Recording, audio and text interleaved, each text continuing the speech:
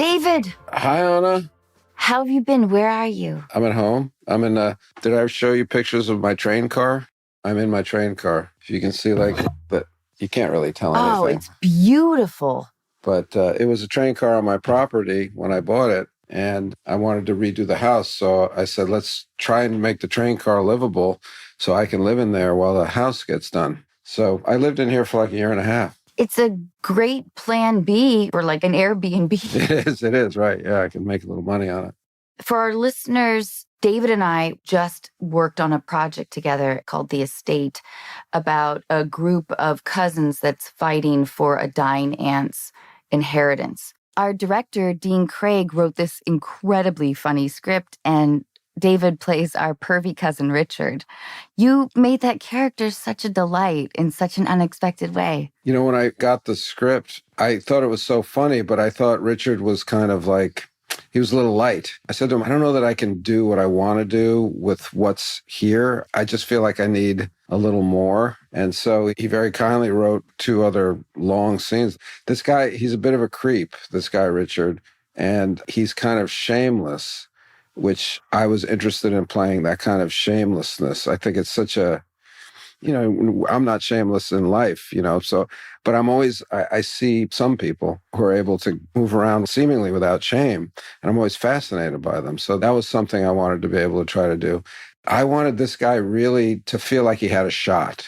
Your character, Richard, sort of advocates for open-mindedness in terms of familial relations. Yes, he wants to be with his cousin, played by Toni Collette. And part of it is so that they can get all the money for themselves in case there's a split. And part of it is that he just seems to really be into her. And the fact that they're cousins doesn't seem to bother him at all. It's funny, Anna, you know, like every time you do a part, you realize that person thinks the movie's about him. You know what I mean? No matter where he is in the movie or how big the role is, could be one scene. You need to honor that as if like, yeah, he thinks he's got a shot. He thinks this is his movie. He thinks all these things. But it's that kind of swagger that I admired so much that I wanted to adopt.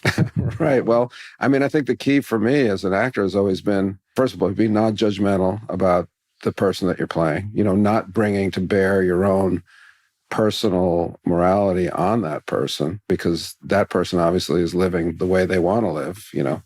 And then the second part is like, you know, we're all stars in our own movie, no matter how big the parts. I don't want to be the asshole that says like, you know, raise the stakes or whatever, but it's like, that's his life. Those are his concerns, you know, and it's funnier if you commit to them. David. Yes. What intimidates you? I would say just like natural musical talent, you know. Wait, elaborate on that. Just somebody who can just sing beautifully, somebody who just has the music in them. Because I make music and, you know, for me, it's late in life doing it. And I don't have perfect pitch voice and I'm not a musician in like the classic sense. So if I see somebody who just has that thing, and I think it's mathematical, I think it's like a different kind of brain, you know, I'm just like, they just have it. You're a man of many talents. You write, you sing, you act. Mm-hmm. Let's say, as a society, those ideas were outlawed.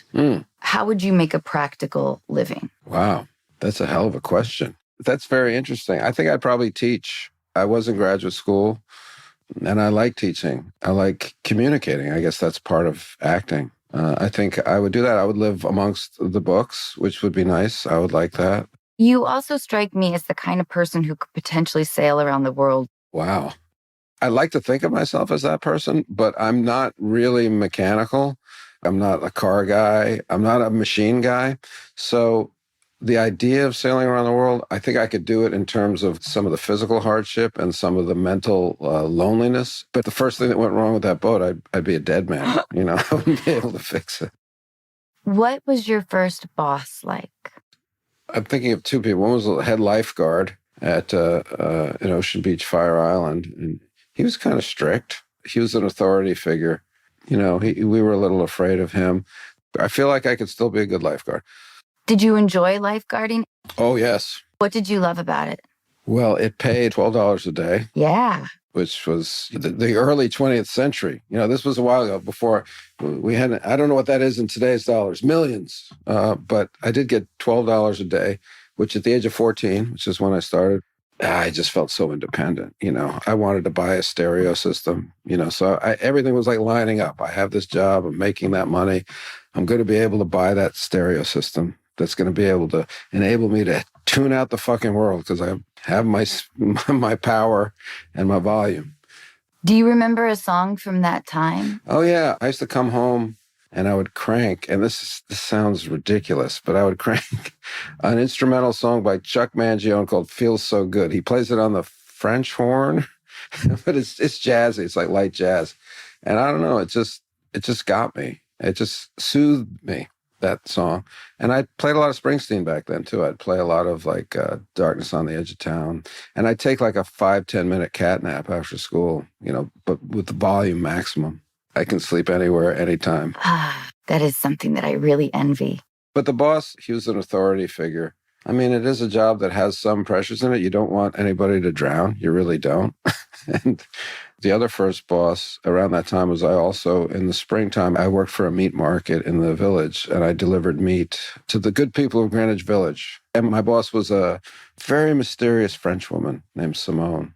Ooh. Yeah, exactly. And she had like a boy haircut, which was very, very infrequent back then. Like Mia Farrow and Rosemary's Baby. She was just so French, which was mysterious and exotic.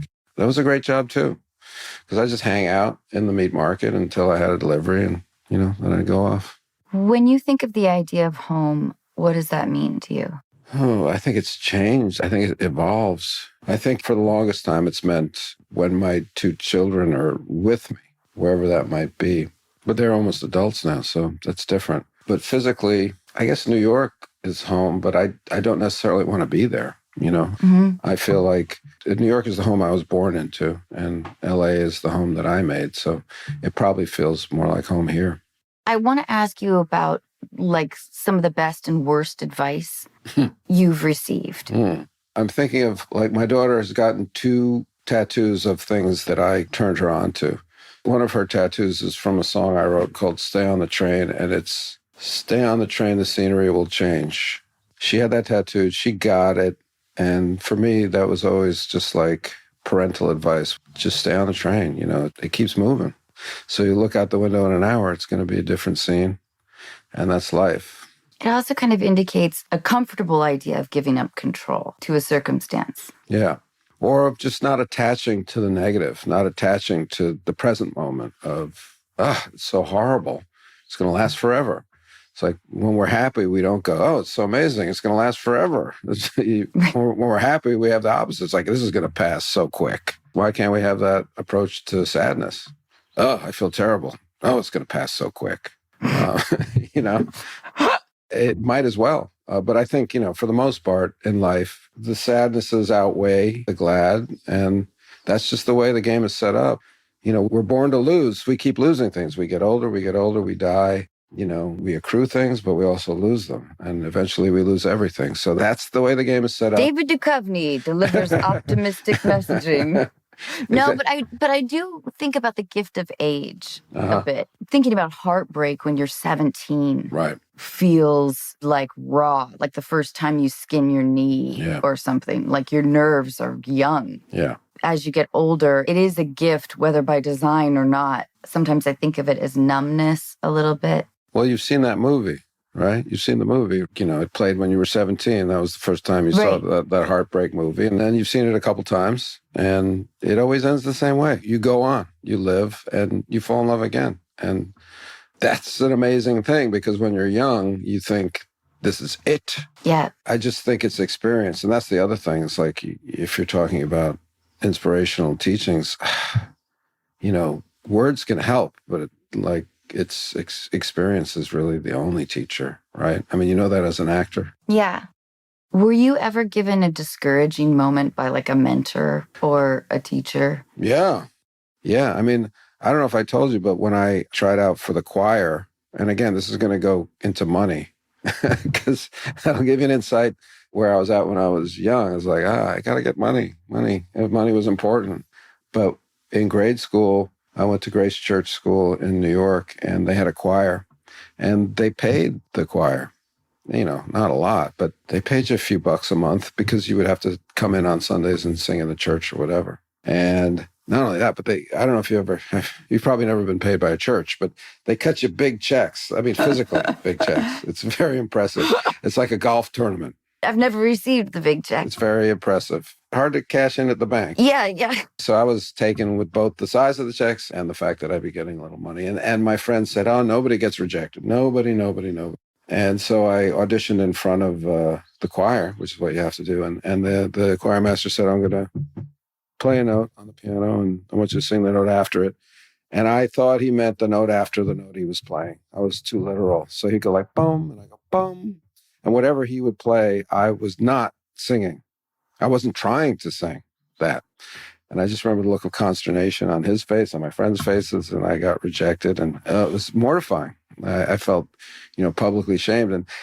And I'd never had a good singing voice. And that's why it's kind of amazing to me that I get to actually write songs and sing them now.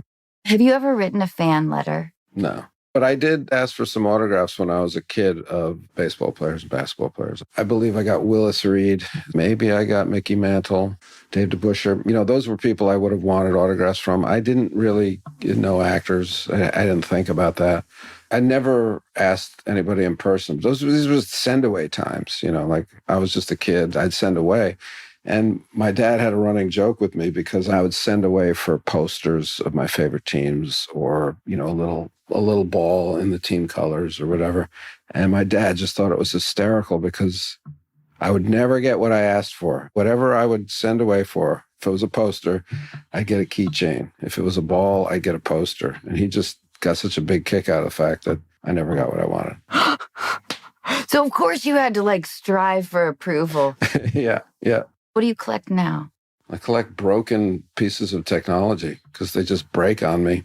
They're just gathering in drawers, phones, iPads. I break everything. Yeah, I know. Yeah. Do you have a favorite movie, like on a rainy day?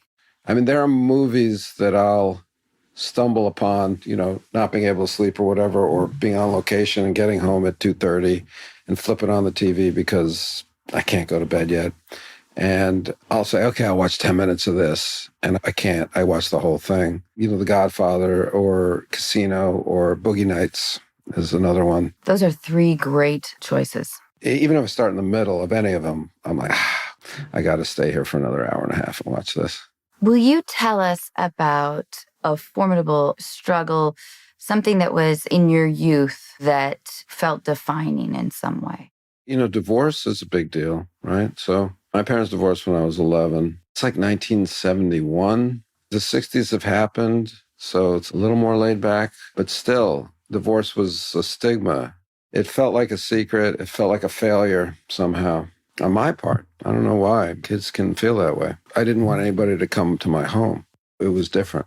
That sent me out into the world maybe a little earlier than I wanted to go. I ended up wanting to be out of the house a lot. I ended up not wanting to be there. So I was into sports, I did my work. I found reasons to be away. Yeah. If you could rank your triangle of film work, music, writing, in terms of personal satisfaction, what they give to you. Yeah, I don't know that I could rank them because one of the things that's so much fun for me about certainly music and somewhat with writing as well is that I'm new at it, and I get to be 21 in my soul. I have this kind of curiosity and excitement about the whole thing and just wonder, oh my God, it's happening. I did it. Wow. I didn't know I could. I know I can act in a movie. I know I can act on a TV show. I've done that. It's better or it's worse. It's fun or it's less fun, but I know that it can happen. I can't imagine the sense of sort of cohesion if you have your band behind you and everyone is speaking this language. Right. Yeah. That feels very unknown to me. Yeah. It's unknown to me, and that's the thing is sometimes I can't let myself get taken out of that moment. But if I did, I'd be like, the fuck are you doing up here? This was never supposed to be part of your life. This was never even a pipe dream, so it comes closer to gratitude with things like music and writing. And yet post-pandemic, I found a lot more gratitude acting, and maybe you can speak to that. Really? Yeah, it's just like, Good. wow, I spent a year not doing it, or almost 2 years not doing it. This is fun. I like doing this. And also like my approach maybe changed a little bit. So like, here's a new approach, and that feels new. Like if I put writing in there too, there's nothing like the autonomy of writing. Music for me, because I don't play well enough to record, and I don't play all the instruments like Stevie Wonder. I only play a little guitar. So I need, if I'm going to record or if I'm going to play, I can't do it without those guys. Obviously, movie making, same way. Can't just like put the camera on myself. But writing is just me, myself, and I, and that's both scary, like it sounds, but also wonderful. The idea of a first sentence Yeah. is like incredibly intimidating. Yeah, it is. That's like the toughest part. And I don't sweat it. I'll start it, and come what may, there are certain humps in the writing process. Certainly the first sentence is one. For me, because I don't necessarily outline to like a real intricate degree, I'll have the broad outlines of the story that I'm getting at, but I'm not even sure of the tone when I'm starting, not even sure. So like, I don't even know the tone of that first sentence. Forget about the words. I'm like, I don't even know who's talking. I don't even know if it's a narrator or if it's in this character's head.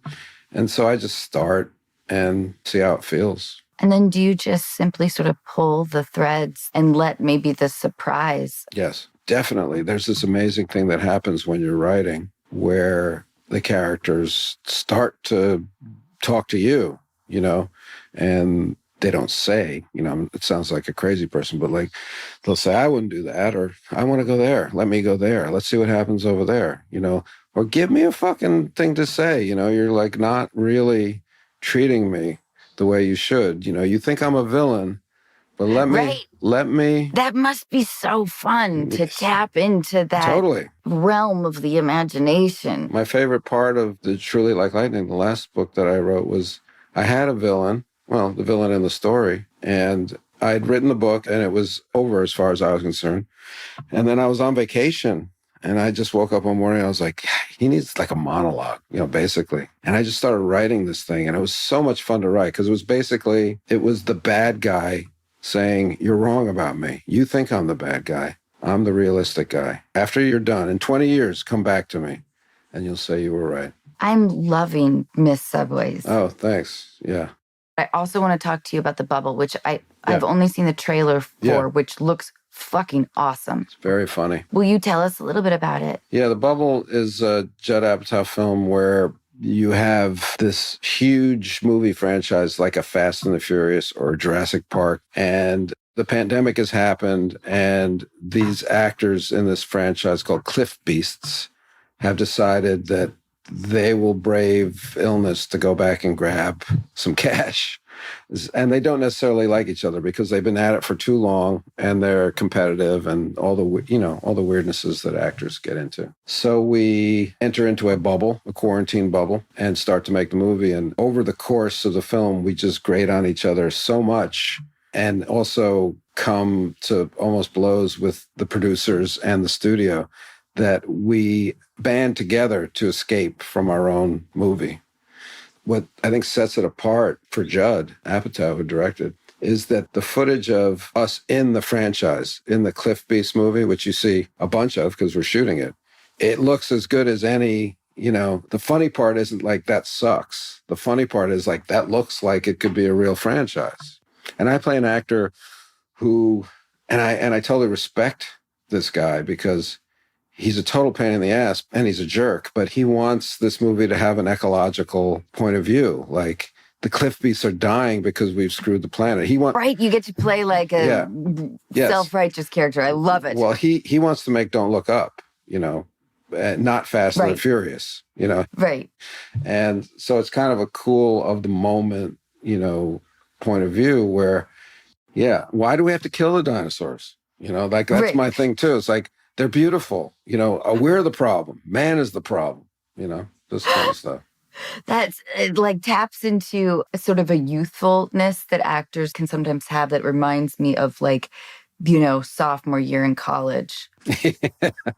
Well, for me, it's also like I've been that guy. I mean, certainly not as, I hope, not as big a pain in the ass as this guy is in the bubble, but certainly, I've been involved in like big juggernaut type franchise things, and I've said, "Hey, can we do a little better? I know, we're just entertaining. I know it's entertainment, but can we say something? Can we say something?"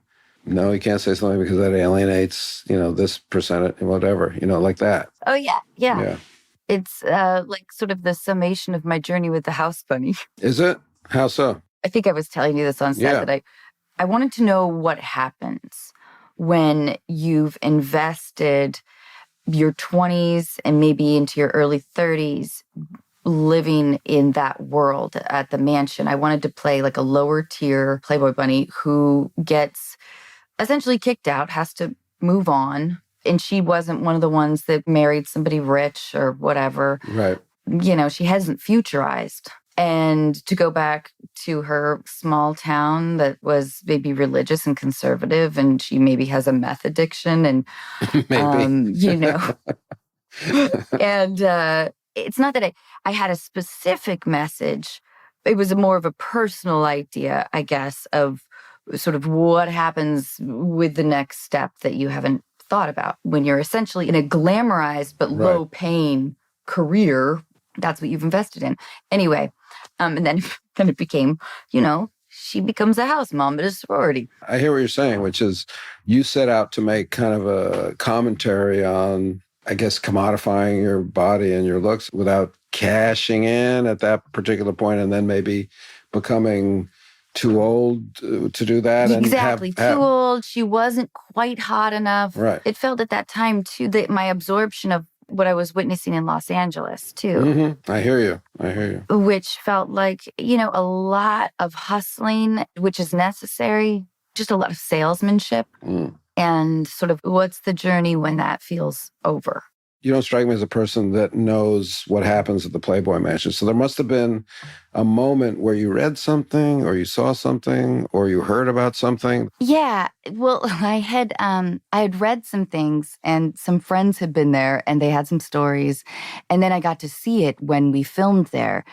The rooms were stories unto themselves. Are you up for playing a game of deal breakers? Yeah. So for the sake of this, for the podcast, we're going to assume that you are on your first date. Okay. It's not the first date of my life. It's the first date with this person. Yeah. Okay. On this first date, you find out that they believe the moon landing was a hoax. Yeah, it's a deal breaker. Right off the bat. Yeah, it's a deal breaker. Would you be inquisitive about it, or would No. you kind of excuse yourself? I don't know. I don't think I'd excuse myself. I'm just going to order another drink or two, I think, right away. Okay, next date. This is a different person, right? Yeah, It's a different date. person. Yeah. Okay. Yeah, different date. They tell you that they were a contestant on The Bachelor. Oh, I'm like, tell me more. Yeah, sure. They made it to the 4th elimination. Right. Yeah. No, not a deal breaker. I'm good. They talk trash about their ex. I don't mind that. I don't like talking trash in general, but people get twisted up about exes, so yeah. All right. No. I think that's generous. Yeah. You notice that they agree with everything you say. Oh, I'm just thinking I'm like so self-centered. Maybe I wouldn't even notice that. I don't know. Yeah, that could be annoying. Yeah, that could be definitely annoying. I completely agree. Yeah. Every immediate member of their family is a convicted felon. That's kind of sexy. Yeah? Yeah. What if they're a terrible kisser? Yeah, that is a deal breaker. Yeah? What does that mean? You asked the question. I know, but it's kind of a tough thing to assess. Kissing is a conversation. It's using your tongue, but not with words. You are engaged in a give and take. And it's like kissing at somebody who's not listening. When you have an intimate scene, and because I haven't had that many in the world of comedy, How do you make your co-star comfortable? Well, now they have intimacy coaches, right? In the last few years, I think ever since Me Too, movie sets have really tried to become very safe in that way for everyone involved. It's no longer like, say, when I did Californication, there were no intimacy coaches. But I would always say, if we're going to do a sex scene or a makeout scene, I would always go to the actress or actor or whatever, and because I had to kiss Evan Handler once, so it's like I would say, well, what are you comfortable with, and we'll figure out what looks right. Obviously, real kissing looks like real kissing. It doesn't look sexy that often. Like what is real in life doesn't look great on camera all the time. But I would always just say, look, what are you comfortable with? What do you want to do? And we'll make it work, whatever you're comfortable with. It's not sexy. I just think of it as another scene. I like that. I know that you are a man with an incredible vocabulary and a love of language. If you could take a pill and be able to know another language, what would it be? I'd say a Chinese dialect. The Romance languages, Italian, French, Spanish, I hear them and there are familiarities to it, even if I don't understand what's being said. But I listen to Russian or I listen to Chinese and I'm like, I have no clue. I have zero. Like those sounds. There's not one, I know zero. That would be an interesting box to open up. Totally. This is fun. Should we talk to some callers? Yeah. Let's talk to Savannah.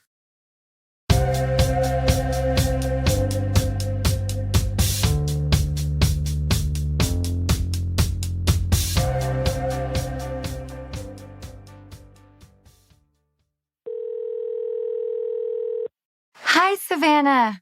Hi. Hi, Savannah. Hi, how are you? Good. Thank you so much for writing to us. David is here. He is rad. Savannah, will you tell us what's going on? Yeah. So my boyfriend and I broke up probably a few months ago now.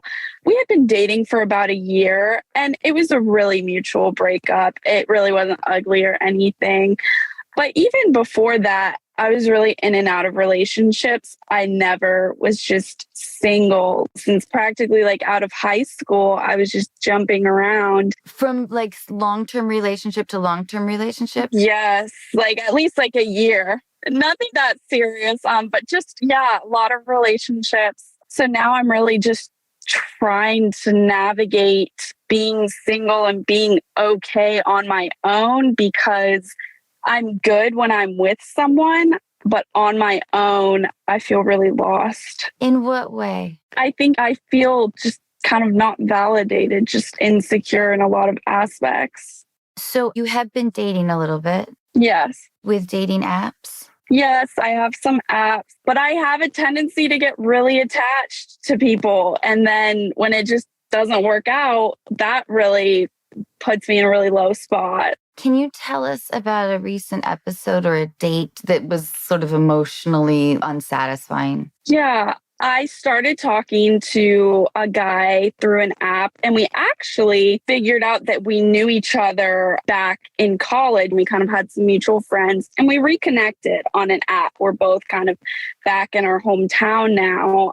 And we went out on a couple dates, just hung out. We went to the movies, we went out to eat.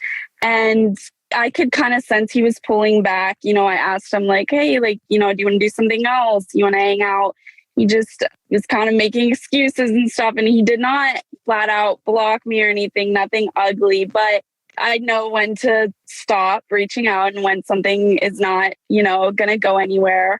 But that put me in a really low spot. Because you probably had like a glimmer of hope with this, like, oh, okay, this could be my next 2-year relationship. Right. I mean, I say that like, truly, I haven't been single like since I was 16 or something. And I've never really dated. And I could see myself as the kind of person that I would go out on dates and I would try to make this person like totally fall for me without even taking in who he was, because I would want to be liked.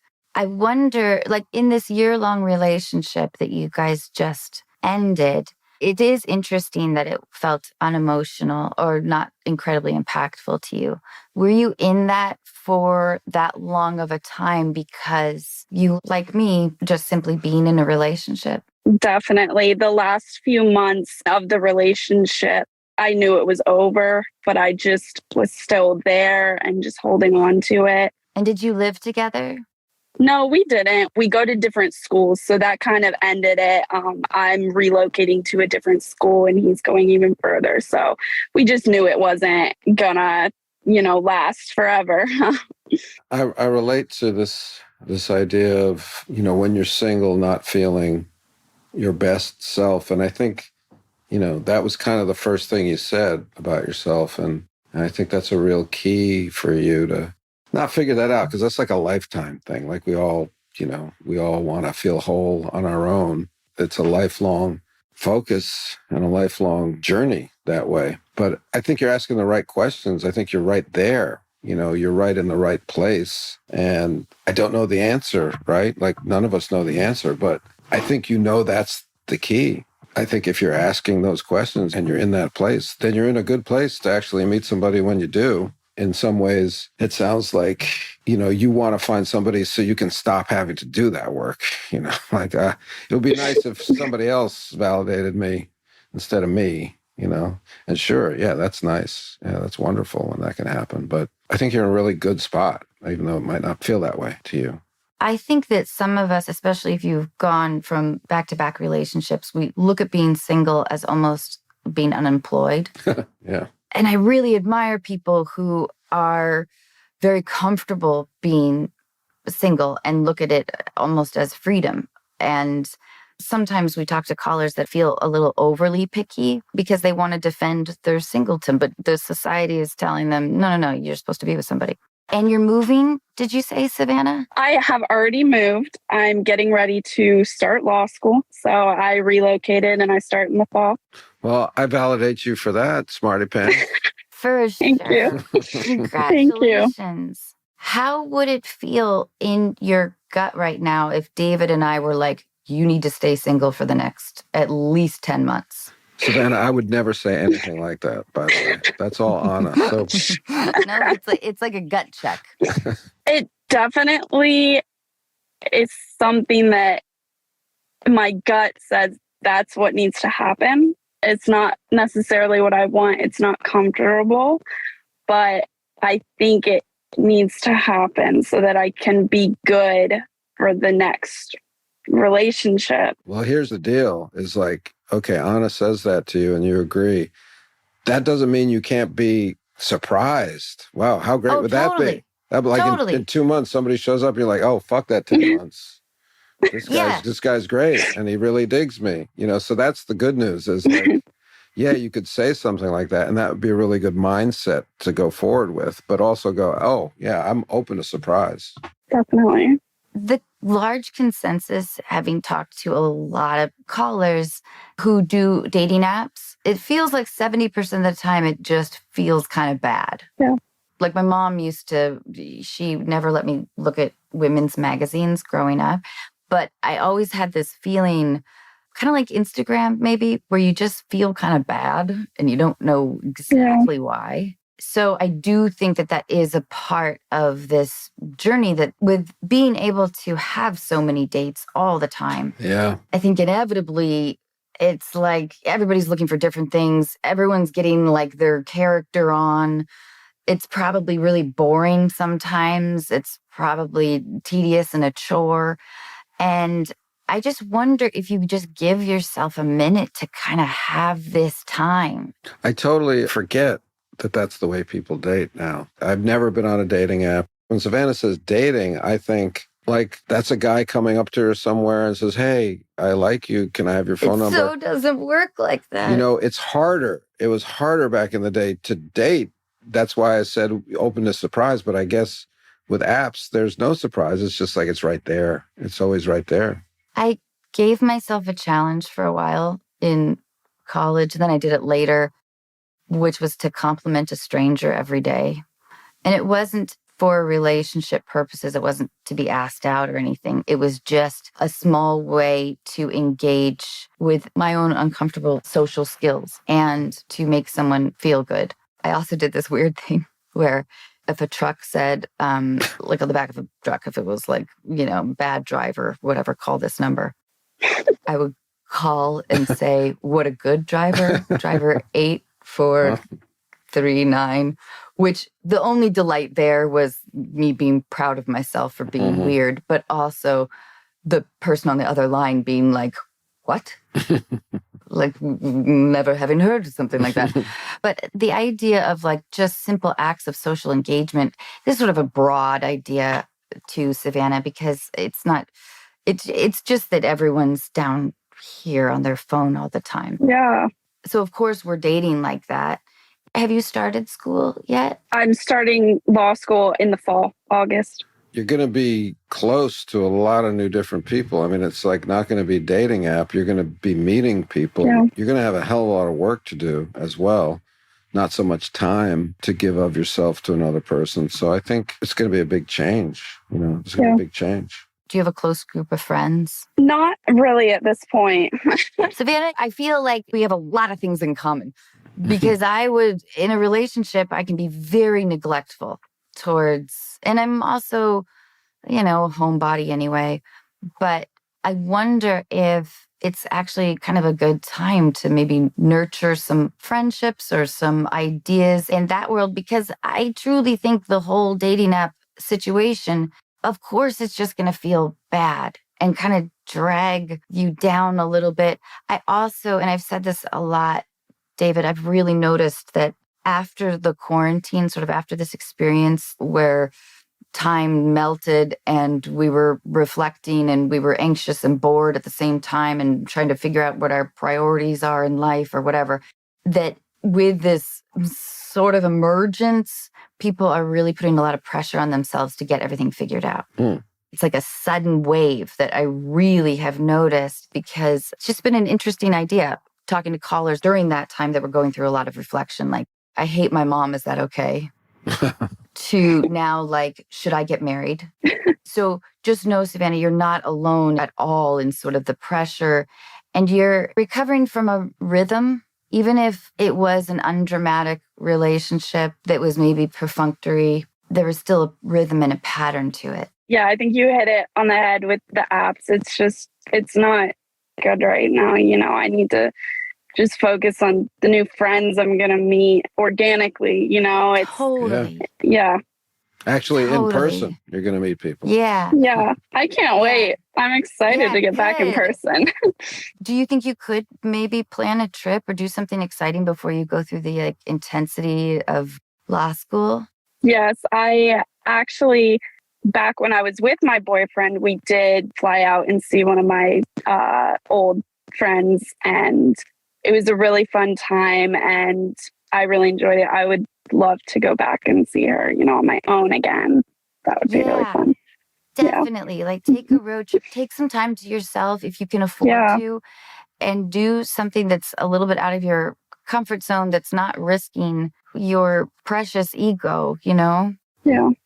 I mean, I could plan a backpacking trip around Italy for you.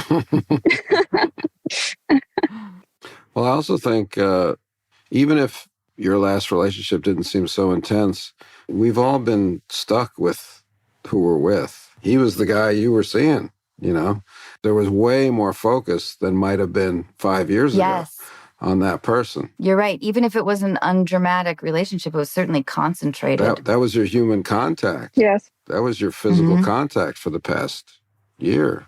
That's a lot.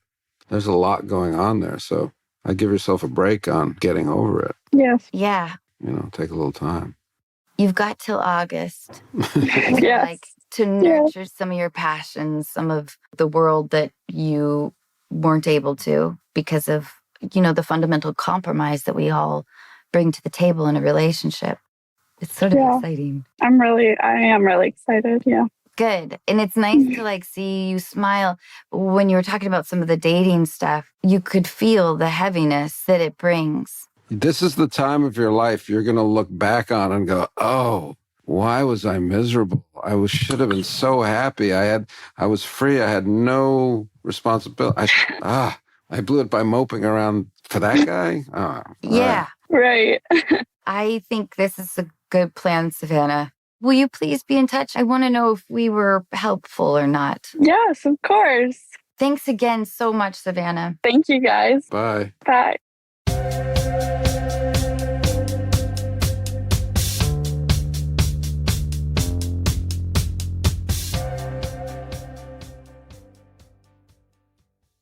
David, I've totally noticed people fundamentally feeling lousy with dating apps. Yeah. It's so foreign to me. On the one hand, it seems like, oh man, if I was 20, that would be glorious, right? On the other hand, in actual practical operation, it's probably not. Yeah, I think there's a lot of opportunity, but most of it just sounds like it feels awful. Okay, well, let's talk with Melissa.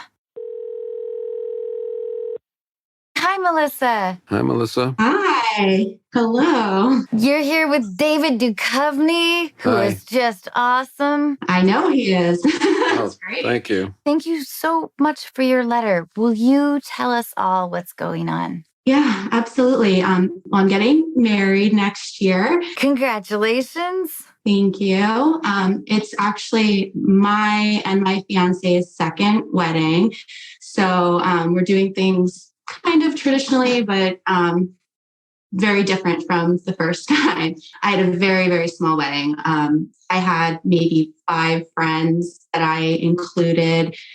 2 of them were family. So it was very small.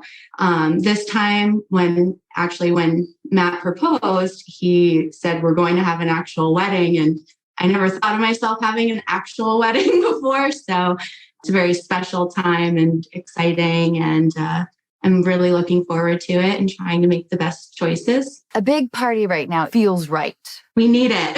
We want to celebrate and we want everyone to have a great time and, not just for us, but that's absolutely something that we've been thinking about is we want everyone to just have a big party and have something to celebrate. So I don't see a problem. Not yet. not yet. I've been trying not to have a problem, but one has come up. So my bridal party, that's a very difficult decision to make for anyone.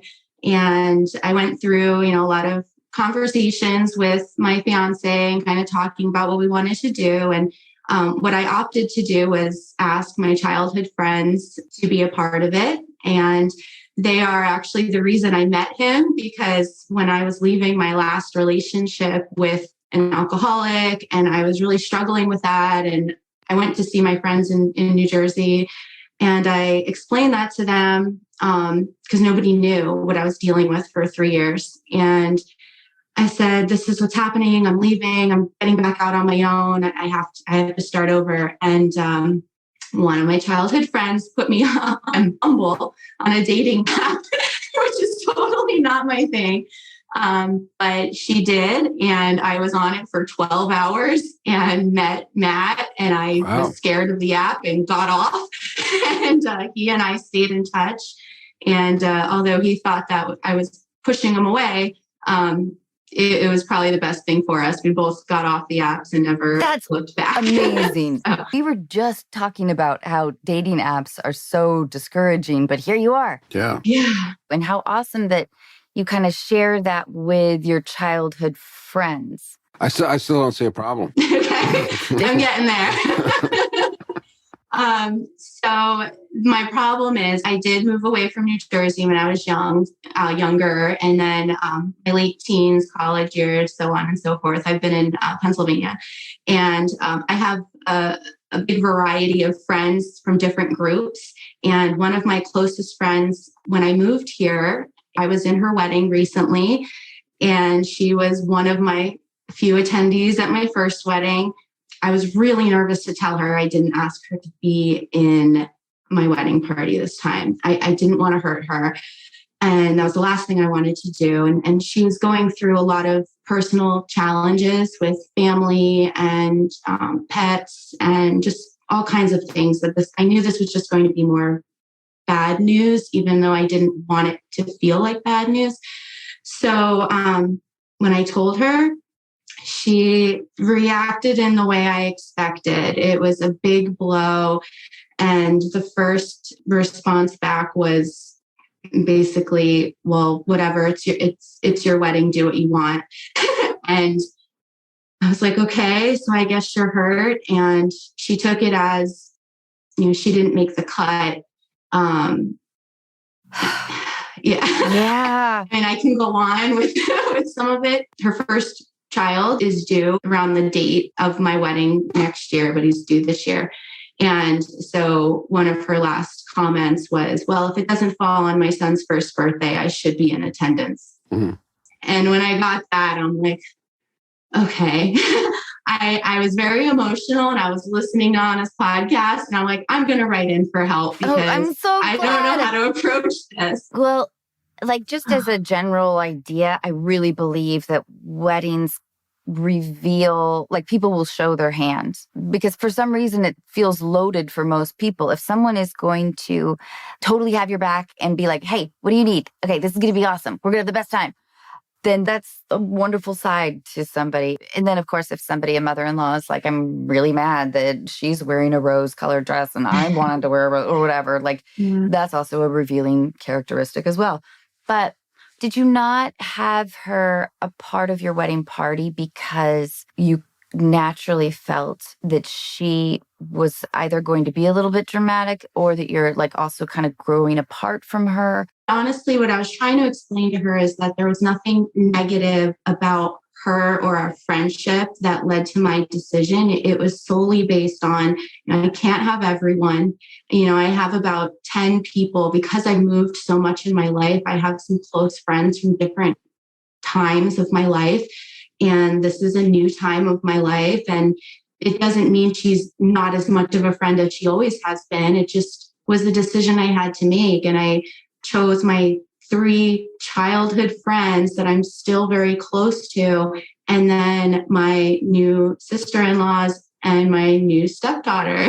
So that's 6 people. And I thought it's my original family and my new family. And totally. That was it. That was my choice. So yeah, what you brought up was what I was really worried about. And she took it that way. At least I felt that she took it that way. And I don't quite know how to fully repair that.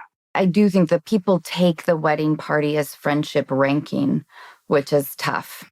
How much does she mean to you? I do think this is really repairable, but it might take a lot of time and effort, which you may not want to give. Yeah, I've been in the place where I've let friends go because the friendship was no longer conducive to my energy and where I want to go and what I'm doing in life. So I have been there with other people. I don't see that necessarily with me and her unless she chose that. Like it's almost like I'm waiting to see is this what she wants?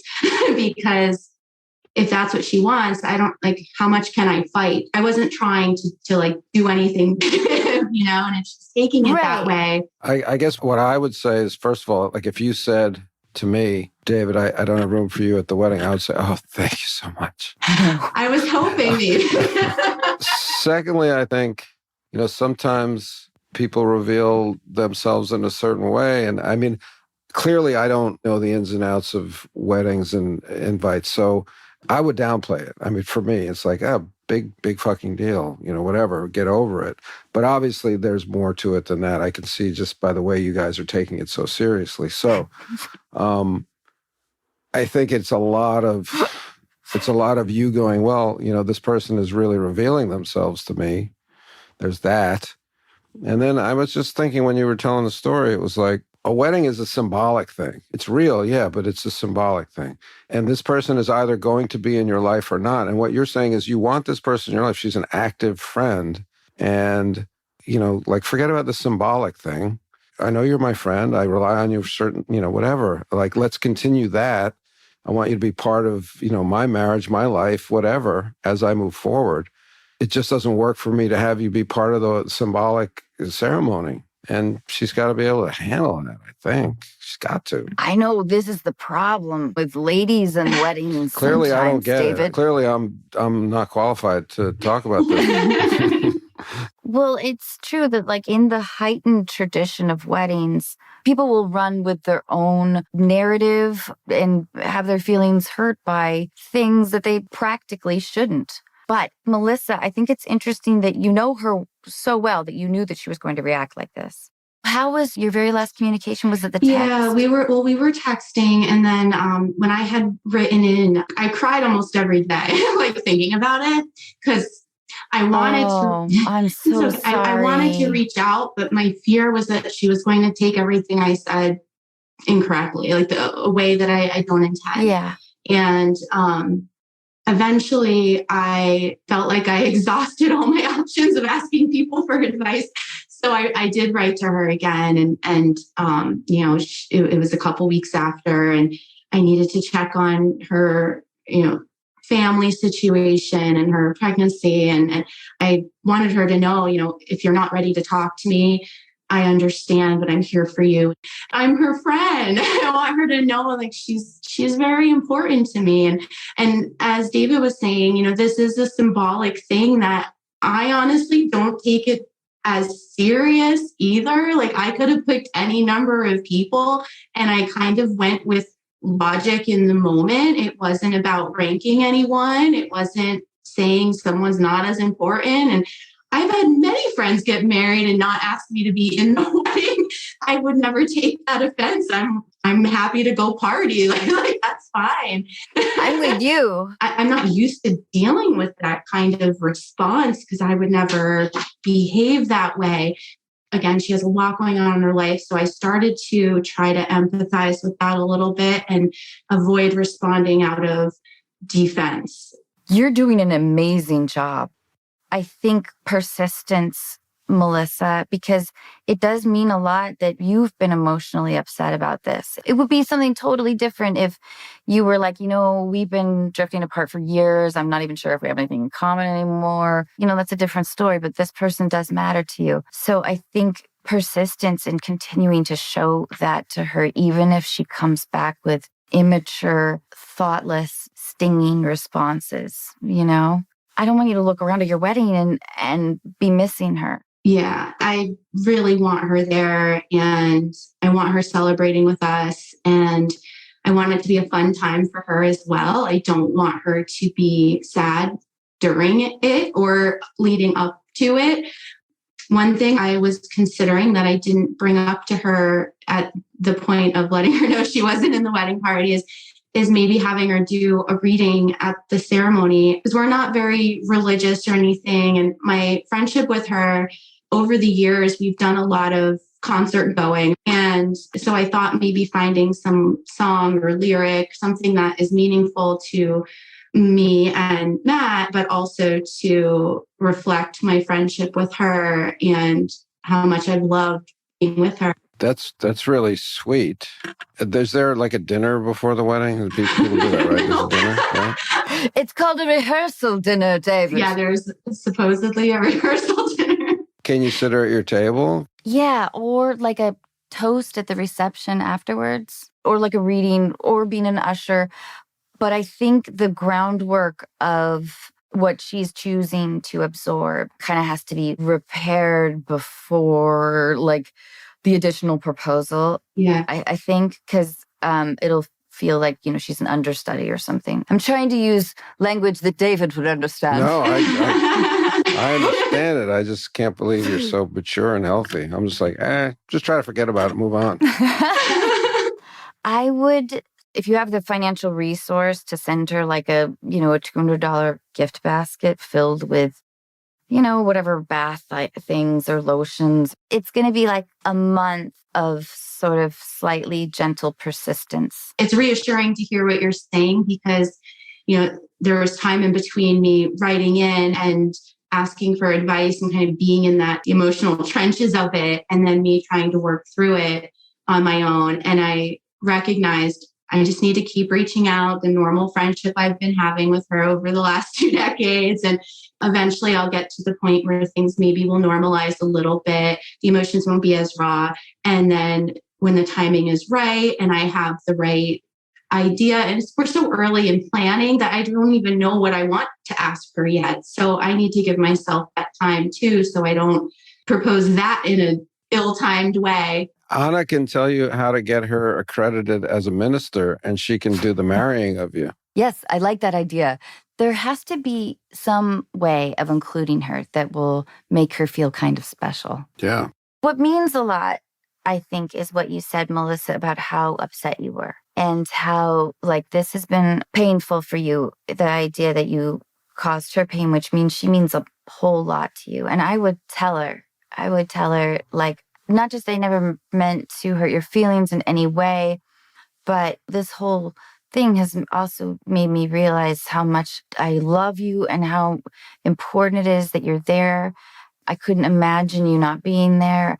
I want to be there for when you have your baby. I think you just kind of continue to push that message with her. Because truly, at first, she won't hear it. Yeah. She'll be like, if I meant so much to you, why am I not a bridesmaid? Yeah. And I was getting caught in this justification loop, and everything I said was just not right. Everything just made her feel worse. And I'm like, just because I said I felt right, including my childhood friends, doesn't mean I feel wrong, including you. What I'm getting from you is you're not defensive or angry. And that's the beautiful thing. It's like, totally, you're just kind of there absorbing this. And I think it'll work out because you're not trying to justify your decision in any way. You're not angry at her I'd be angry, and you're not angry. I think that's great. It's really, really mature. And so I think ultimately she's going to read all that. She'll see it when she gets over her kind of panic that she's in right now. And then you'll be able to laugh about how you called I know. a podcast and talk to David Duchovny. Oh my goodness. My fiance and I have been watching X-Files because we've never seen it before. So we're going through it for the first time. Uh-huh. And when I heard that you're going to be the guest, it blew my mind. And my fiance did tell me to ask you to officiate our wedding. That's funny. I can't do that. Let me just say that I will forgive you for never having watched it before. Well, where are you getting married? We're in the Poconos in Pennsylvania, the mountains. It's going to be awesome. Yeah. It's going to be awesome. And it's great that you have time to do this. Yeah. And I think she will be unresponsive at first and probably a little biting at first. And I think you just plow through it. I feel really good about your wedding, though. That's what I'm coming away with. Me too. Yeah, me too. And later you'll be able to tell her, look, this was sort of an excuse to have a large, wonderful party, because she's clearly taking it as though you just established your best friends for life and she's not a part of it. So eventually she'll start to see how much she means to you. Yeah, it does. It hurts me very deeply that I hurt her. And I hope she knows that. It'll take a little persistence. Yeah. Because she may hurt your feelings. Just be prepared for those ideas. Yeah. And continue to love her because she clearly means a lot to you. Yeah. But it will take like a month of being just like, I love you so much. Just until all the she time. says, stop with the bath bubbles already. I'm okay. I'm okay. Tell Matt I think he's a lucky guy. Duchovny says he's a lucky guy. Yeah. Yeah. That's great. Absolutely. Thank you so much. Bye, Melissa. Thank you so much. Bye. Bye. Thank you so much. Bye. David, I know you have to go. Thank you again for all of your time. You're welcome. Thank you. Thank you for this. Okay. Bye, David. Bye.